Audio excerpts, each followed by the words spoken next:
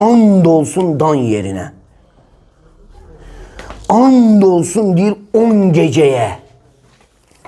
And olsun 10 geceye. Ona göre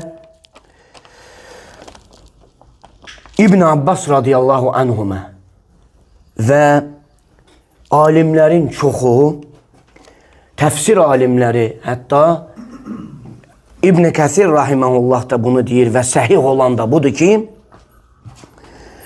buradaki 10 geceden murad, bu ayetteki 10 geceden məqsəd Zilhicce'nin 10 günüdür. Ve hemçinin Peygamber sallallahu aleyhi ve sellem'den sahih olarak varid olup, sahih olarak varid olup ki Peygamber sallallahu aleyhi ve sellem buyurdu. Allah katında en sevimli, bakın, Allah katında en sevimli emeller Zilhicce'nin 10 gününde edilen emellerdir. Allah katında en sevimli emeller ve fi lafzin, başka bir lafzde en değerli emeller, en seçilmiş emeller ve başka bir lafzde gelip ki en efsel emeller, 3 tane lafz gelip en sevimli, en seçilmiş ve en efsel emeller Zilhicce'nin 10 gününde edilen emellerdi. Bunu eşiden sahabeler deyirlər, ey Allah'ın Resulü, meğer Allah yolunda cihad etmek bu emeller kadar faziletli değil? Peygamber sallallahu aleyhi ve sellem buyurur, hayır, o kadar değil. Yani Allah yolunda cihad etmek bile bu 10 günde olunan ibadetlerden nedir? Aşağıdır. Çünkü bu 10 günde olan ibadetler Allah katında en sevimli emellerdi. En değerli emellerdi. En üstün, en seçilen emellerdi. Allahu Ekber. Soruşurlar, bəs Allah yolunda olan cihad o kadar değil. Peygamber sallallahu aleyhi ve sellem diyor ki, hayır, o kadar değil. Ancak deyir, bakın ne deyir, devam edir. Deyir, ancak bir insan canını ve malını Allah yolunda ortaya koyup gider ve bunlardan hiçbiriyle kayıtmazsa, yani şehit olansa, o istisnadır. O istisnadır. Canıyla, malıyla Allah yolunda çıktı ve o yolda şehit oldu. Hiçbir şeyle de kayıtmadı. O istisnadır. O daha üstün olabilir. Hadisten anlaşılan budur. Allahu alem. Ve hemçinin Peygamber sallallahu aleyhi ve sellem'den rivayet olup ki Peygamber sallallahu aleyhi ve sellem demiştir. Zilhicce'nin 10 günü dünya günleri içerisinde Allah'ın indinde en efsel olan günlerdi. Dünya günleri neçe günden ibaretti? Demek o 360 günün içerisinde, 360 günün içerisinde en efsel günler bu 10 gündü. Bu 10 gündü.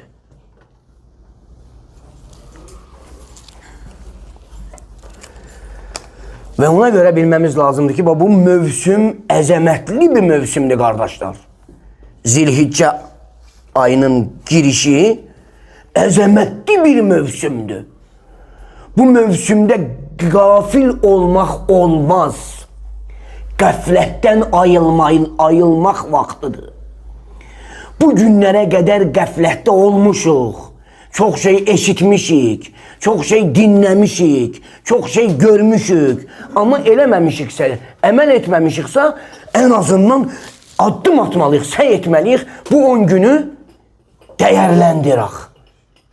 Çünkü biz bugün Allah bize müvəffəq eləyərsə bu 10 güne çıkma, ne bilirik ki biz gələn il bu 10 güne çıkacağıq ya yok. Bunu küçümsəmək olmaz ha kardeşler.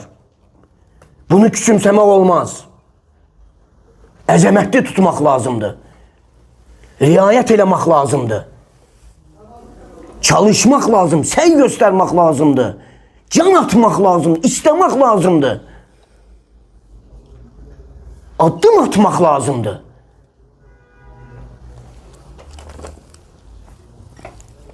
Ona göre ağıllı olan insan odur ki deyir, bugünlerde tam olarak Allahu Teala'ya bağlanarak, Allah'a tərəf gedərək, ona içten dua eləyərək ve niyet eləyərək ki, mən bu 10 günü səmərəli yerinə yetirəcəm, bu günlərdən istifadə eləyəcəm diye Allahu Teala'ya söz verməlidir. Sayılı günler qalıb. 2 ya 3 gün. Belki de bir ya 2 gün.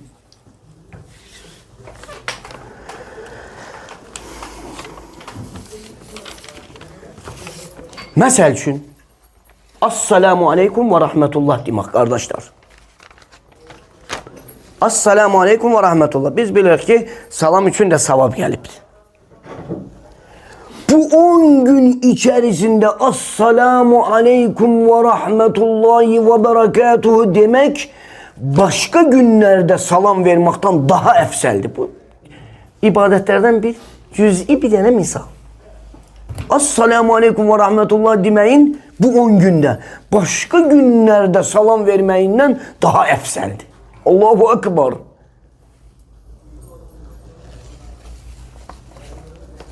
Ve hemçinin Subhanallah velhamdülillah vallahu ekber ve la ilahe illallah ve la havle ve la kuvvete illa billah. Bu 10 günde demeyin başka günlerde demeyinden daha efseldi. Ama bunu bilen, bunu eşiden insan nice buna emel elemez?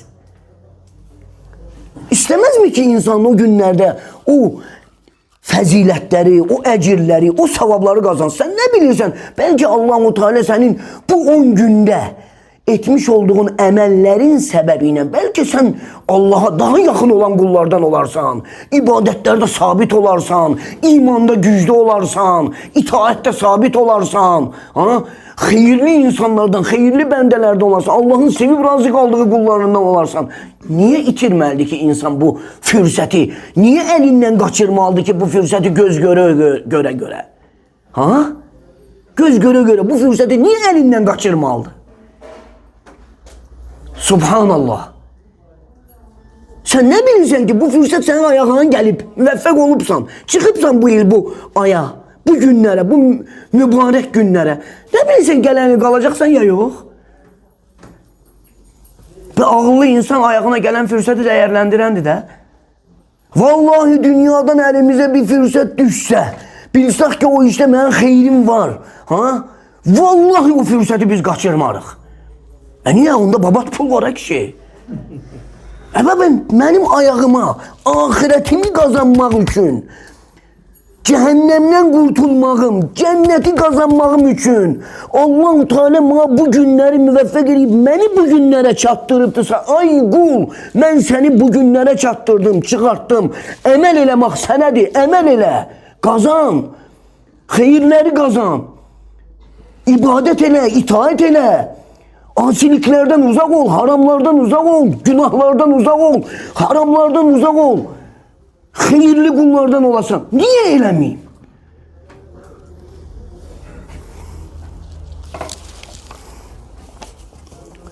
Hakikaten bu günlerin əzəmətliliyi, dedik, bu günlerde olan əzəmətli ibadetlere göredir.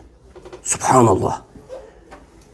Namaz kimi, oruç kimi, sədəqə kimi, həc kimi, ümrə kimi, qurban kəsmək kimi, qan axıtmaq kimi Allah üçün.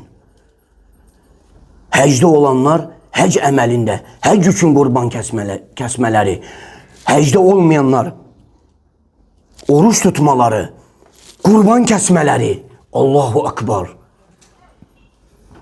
Bu əzəmətli ibadətlər cəm olunubdur bu günlər içərisində. Ona görə bu əzəmətli günlərdir bu günlər.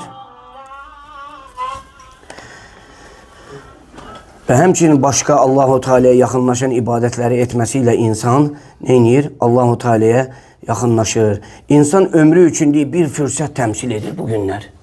İnsan ömrü üçün bir fürsət təmsil edir bu günlər, qardaşlar. Fürsətdir sən ayağına gələn. Ömrün üçün.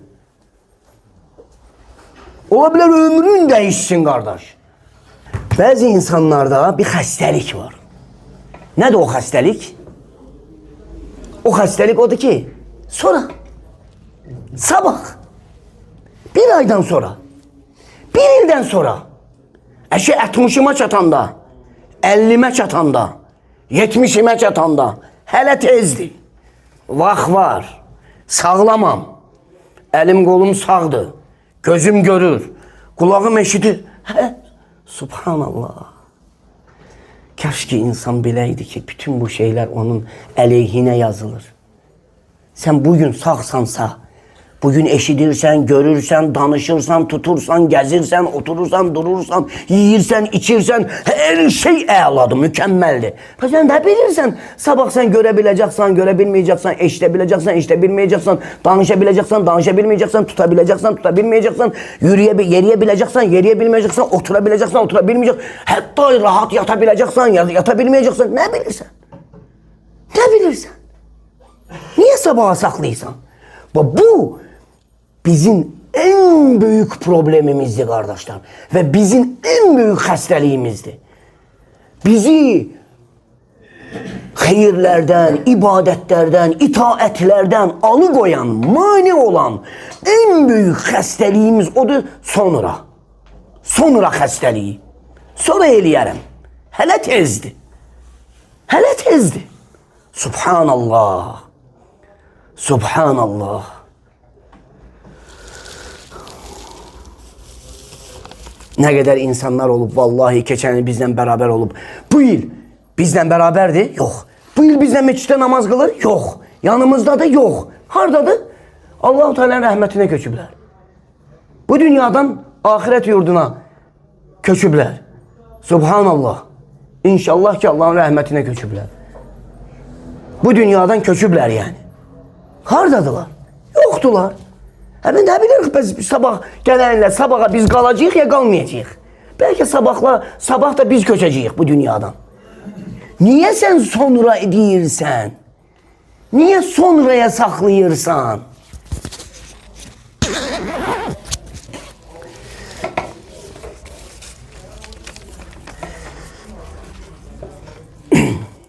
Həqiqətən vallahi mən inanıram ki o insanlar ki onlar deyirlər eləyəcəm, sonra eləyəcəm. Onlar niyyət eləyirlər. Onu eləyəcəm, bunu eləyəcəm, onu eləyəcəm. Amma görürsən ki müvəffəq olmur. Əcəl qəfildən gəlir qardaş. Əcəl qəfildən gəlir. Əgər bir insana da əcəl gələrsə o bizim talallar deyən əgər əcəl gələrsə verməz məcəl. İmkan verməz, fürsət verməz, vaxt verməz, deməz biraz gözləyirəm səni, hazırlaş, mən gəlib sənin canını alacağım. Xeyr, Allah-u Teala nə deyir? Əgər bir insana əcəli gələrsə, nə bir an gecə olmaz, nə də bir an tez. Bəs sən niyə sonraya saxlayırsan? Niyə sonraya saxlayırsan? Tövbə eləməyi, xeyr əməl eləməyi,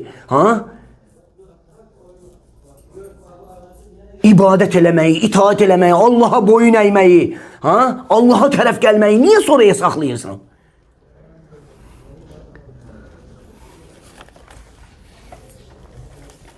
Ona göre Allah Teala deyir, "Likulli ecelin kitab."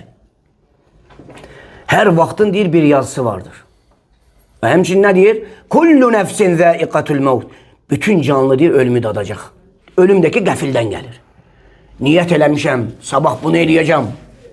Bir ildən sonra bunu eləyəcəm, bir aydan sonra bunu eləyəcəm, 5 ildən sonra onu eləyəcəm, falan yaşımı çatanda onu eləyəcəm. Ama əcəl gəldi mən, canımı aldı. Ay sənin xəyalların hara getdi? Ay sənin planların necə oldu? Sonranın qurbanı olduq. Allah tevfik versin.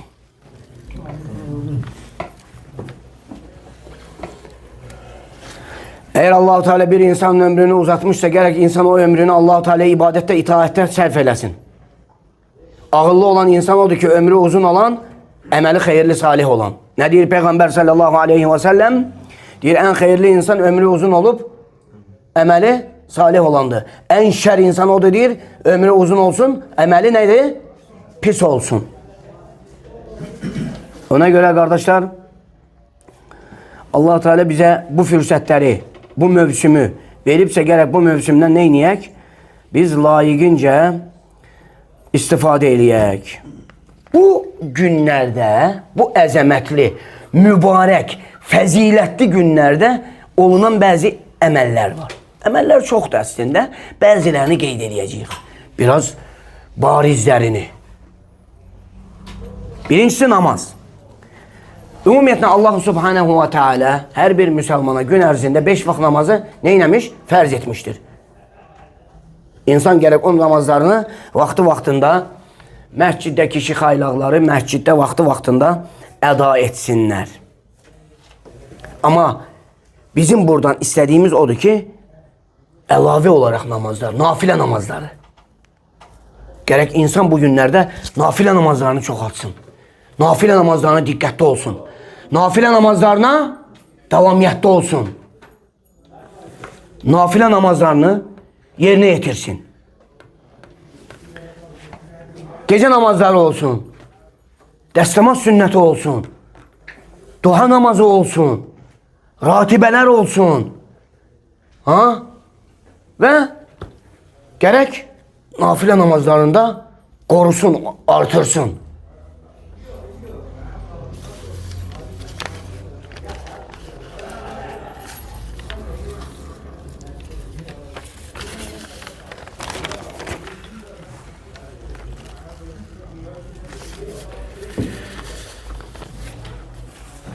Bakın kardeşler, sahabelerden biri Peygamber sallallahu aleyhi ve sellem'den ne soruşur? Sahabe gel Peygamber sallallahu aleyhi ve sellem'den istiyor ki dostu özüyle beraber cennette olsun. İstiyor ki dostu özüyle beraber cennette olsun. Peygamber sallallahu aleyhi ve sellem ona ne diyor? Diyor, "E'inni ala nefsike bi kesretis sucud." Nefsini çok secde etmeye şeyledir. Yani çoklu Allahu Teala secde iste ve Allah'tan iste. Yardım iste ki Allahu Teala sana çoklu secde etmeye müveffek etsin. Allah'tan yardım iste ki Allah, yani secdeden məqsəd nedir? Namaz. Allah'tan bir yardım dile ki Allah Teala sana çoklu namaz kılmağa müveffek eləsin. Ne üçün bu hədisdə sucud kəlməsi zikr olundu, salat kəlməsi zikr olunmadı? Onun üçün sucud kəlməsi zikr olundu ki, çünkü səcdə namazın en əzəmətli ərkanlarındandır. Yani Allah-u Teala'dan nəfsin üçün çoxlu yardım dilə ki, sənə çoxlu namaz qılmağa müvəffəq etsin. Subhanallah. İkinci, bugünlerde olunan əzəmətli ibadətlərdən ikincisi də nədir? Orucla bağlıdır. Bugünlerde oruç tutmaq məşrudur. Yəni, sünnədə gəlmişdir. Sünəndə Huneyyid İbni Xalid radıyallahu anhu zövcəsindən, o da Peygamber sallallahu aleyhi ve sellemin bazı zövcələrindən rivayet edir ki, deyir, "Ennehu sâmeti sa'atun zilhicce." Peygamber sallallahu aleyhi ve sellem Zilhicce'nin 9 günü oruç tutardı. Bu hədis, baxmayaraq alimlərin bəziləri bu hədis barəsində danışmışlar, amma bu hədisi səhihləşdirən də bəzi alimlər vardır. Məna, yəni düzdür, bu hədis şey olmasa belə, amma ibadət olaraq orucun tutulması, oruç ibadətlərdən sayılması hədisə görə, hansı ki Peygamber sallallahu aleyhi ve sellem nə dedi? Hədis götürdük. Nədir? Deyir, Allah'ın indində en sevablı, en əcirli, en üstün, en seçilən günlər Zilhicce'nin 10 günüdür.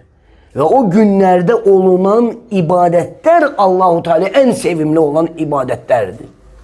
Zilhicce'nin 10 gününde olunan ibadetler Allahu Teala en sevimli olunan ibadetlerdir. Hadis ümumidir.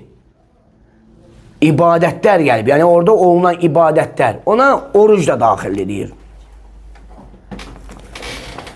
Ona göre oruç salih emellerdendir. Kim bir gün Allah için Allah yolunda oruç tutarsa Allah-u Teala onun yüzünü 70 il cehennemden uzaklaştırar. Hemçinin Allah-u Teala bir kutsi hadiste ne diyor? Diyor ki Adem evladının bütün emeli onun içindir. Oruçtan başka. Oruç benim içindir ve onun mükafatını da ben vereceğim. Ona göre ya Kur'an'da ya sünnede orucun mükafatı bize aydınlandırılmayıp, bize beyan olunmayıp, bize açıklanmayıp orucun sevabı. Çünkü Allah-u Teala diyor oruç benim içindir ve onun mükafatını da ben vereceğim. Kime imkanı olarsa oruç tutma, oruç tutsun. Kimin imkanı olmazsa en azından Ərefe gününün orucunu elden bırakmasın.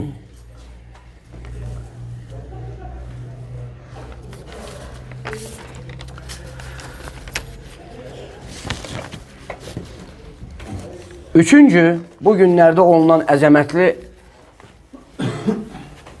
ibadetlerden de üçüncüsü odur ki sədəqə. Burada sədəqə deyəndə zəkat qəsd olunan zəkat deyil. Burada Allah yolunda xərclənən sədəqədir.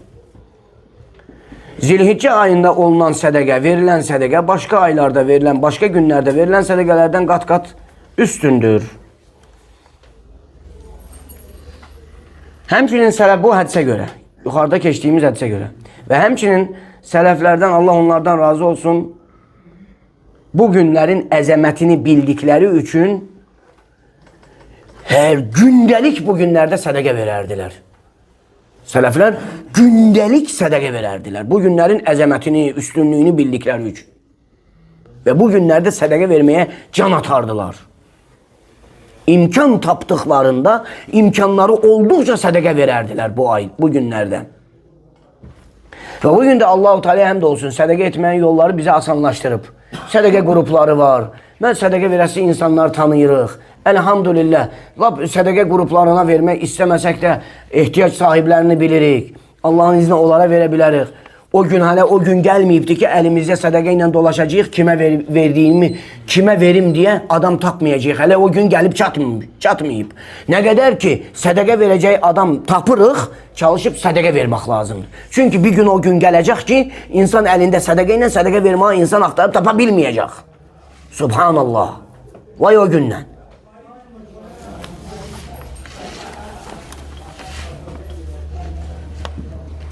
Ona göre insan gerek niyet etsin, o niyetle yatsın, sədəqə vereceğim diye, sədəqə insanlara bacardığım kadar, bacardığımdan, məndə olandan insanlara Allah yolunda sədəqə vereceğim diye gerek inden niyet etsin. Ve hemçin dördüncü bu günlerde olunan fəzilətli əməllərdən de biri Allah-u Teala'nı zikretmekle bağlıdır. Allah'ı zikretmekle bağlıdır. Bu, hələlik bunu götürək. Dala qalır 2 dənə. Onu da gələn dərsdə götürərik. Demək, xüsusən də bu günlərdə olunan zikirlərində təkbiri gətirmək olar. Təkbir Allahu Akbar deməkdir.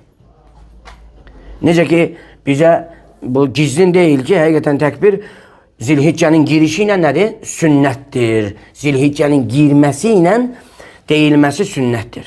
Ta bayram günün sonuncu günün dünə qədər. Əsr namazına qədər. Tamam mı? Allahu Ekber, Allahu Ekber, La ilahe illallah, Allahu Ekber, Allahu Ekber ve lillahil hamd. Tekbir 2 növdür. Mütlək olan tekbir, mütlək. Her vaxtı deyilən tekbir. Bir de muqayyed, nəyəsə bağlı olan, bir şeye bağlı olan tekbir. Ve mütlək olan tekbir Zilhiccə girməsi ilə başlayır. Bayram günün sonuncu bayram gününe kadar devam edir. Zilhiccənin 13'ü əsr namazına qədər. Zilhiccənin 13-ü əsr namazına qədər. Yəni bayramın 4-cü günü əsr namazına qədər davam edir. Bu mütləq olaraq deyilən təkbirdir. Ki, səhih rəvayət var ki, İbn Ömər radiyallahu anhuma və Əbu Hureyra radiyallahu anh bəzi sahabələr Zilhiccə ayı girdikləri zaman bazarlara çıxardı və bazarlarda təkbir gətirərdi. Onlar təkbir deyərdi, insanlar da təkbir deyərdilər. Yəni cəmaat şəklində yox insanlara təzkir, xatırlatmaq baxımından. Burada məqsəd odur ki, insanın tək olaraq təkbir deməsi, özü eşidəcək şəkildə tək olaraq deməsidir. Və niyə təkbir gətirir və qəflətdən ayrılır, insanlara xatırladır, qəflətdən ayrılsınlar. Artıq Zilhiccə girib, təkbir başladı. Bu mütləq olaraq deyilən təkbirlərdir. Zilhiccənin girişi ilə bayram günün, sonuncu bayram gününün əsr namazına qədər. Əgər bunu bilsək, artıq bizə aydın oldu mütləqlə müqəyyədin arasında olan fərqi. Amma müqəyyəd odur ki, bir şeyə bağlı olan təkbir. O da deyir, 5 vaxt namazdan sonra olunandır. O necə olur? Müqəyyəd. Bu da 5 vaxt namazdan sonra, o da başlayır. Ərəfə gününün səhərindən. Müqəyyəd olan, bağlı olan təkbir. Ərəfə gününün səhərindən başlayır, səhər namazından. Ta bayram gününün, sonuncu bayram gününün əsr namazına qədər. Bu müqəyyəd olandır. Amma müqəyyədə qədər mutlaq təkbirləri biz deyə bilərik. Zilhiccə girəndən ta bayram çıxana qədər bu mütləq olan təkbirlər, mütləq yəni hər yerdə, gəzəndə, duranda, oturanda, nə zaman, hər zaman təkbir eləyə bilərsiniz. Amma müqəyyəd odur ki, o artıq ərəfə gününün səhər namazından, fərz namazlarından sonra deyilir. Həmçinin Allah-u Teala'nın çoxlu zikr etmək. Xüsusən də la ilahe illallah demək. Peyğəmbər sallallahu aleyhi və səlləmdən səhih rəvayətlə gəlib ki, Peyğəmbər sallallahu aleyhi və səlləm buyurur. Ən xeyirli duanız deyir, ən xeyirli dua ərəfə günün duasıdır. Və mənim və məndən əvvəlki peyğəmbərlərimi ən xeyirli dediklərimiz La ilahe illallahu vahdehu la şerike leh. Lehul mulku ve lehul hamdu ve huve ala kulli şeyin kadir. Bunu deməyimizdir. Və insan bunu çoxlu təkrarlayır. Və həmçinin insan dilini zikirli tutur. Yaş tutur. Allah-u Teala'nın çoxlu zikr etməklə yaş tutsun. La ilahe illallah, subhanallah, velhamdülillah, ve la ilahe illallah, vallahu ekber. Tesbih. Subhanallah, təhmid, elhamdülillah, təkbir, Allahu Ekber, təhlil, la ilahe illallah. Bu kəlmələri, bu duaları gərək insan neynəsin? Çoxlu desin. Bu günlərdə olunan zikirlər, başqa günlərdə olunan zikirlərdən üstün. Bu günlərdə olunan təkbir, Allahu Ekber, elhamdülillah, subhanallah, la ilahe illallah, başqa günlərdə olunan Allahu Ekber, la ilahe illallah, subhanallah, elhamdülillah kəlmələrindən daha üstündür. Ona görə insan gərək bu əzəmətli fürsəti qaçırmasın, Allah-u Teala'ya daima zikr etsin. Burada bir şeyi xatırlatmaq istəyirəm. Əgər biz Quran və sünnəyə baxarsaq, görərik ki, baxın, Quran və sünnədə zikri çox eləmək gəlibdir, qardaşlar. Quran və sünnədə zikir deyildiyi zaman Allah-u Teala Qurana fikir versək ki, xüsusən zikir, Allah-u Teala Allah'ı çox zikir eləyin. Allah-u Teala nə buyurur? Buyurur, ya eyyuhəl-ləzine əmənu, ey iman gətirənlər, uzkurullaha zikran kəthir. Allah-u Teala çoxlu zikr eləyin. Başka bir ayet kerimede Allah diyor اَذَّاكِرِينَ اللّٰهَ وَالذَّاكِرِينَ اللّٰهَ كَثِيرًا وَالذَّاكِرَاتِ Allah-u Teala'nı çoklu zikreyen kişiler ve kadınlar. Başka ayette Allah-u Teala وَذْكُرُ اللّٰهَ كَثِيرًا Allah-u Teala'nı çoklu zikreleyin. Ona göre insan gerek bu günleri değerlendirsin. Bu günlerde zikrini çoğaltsın. Dili zikirden yaş dursun. Ne bade o insanın dili kurusun zikir etmekten. Allah-u Teala'dan istem, Allah-u Teala bizi eşidip faydalanan kullarından etsin. Vallahu Teala a'la ve a'lem ve sallallahu ala nebi.